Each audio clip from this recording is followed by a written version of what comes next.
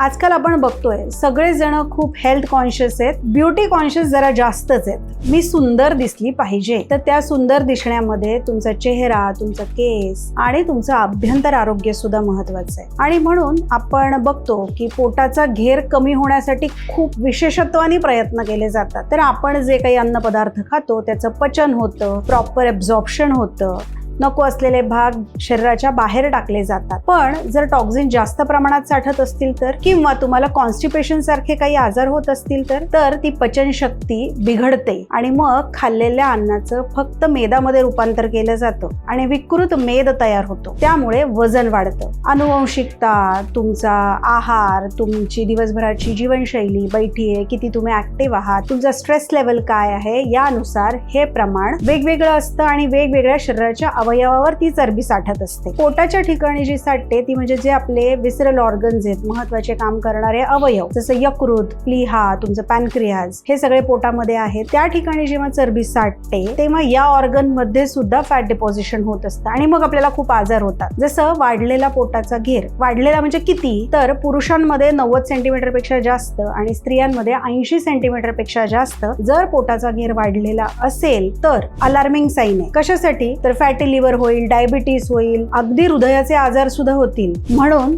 वेळीच काळजी घ्या.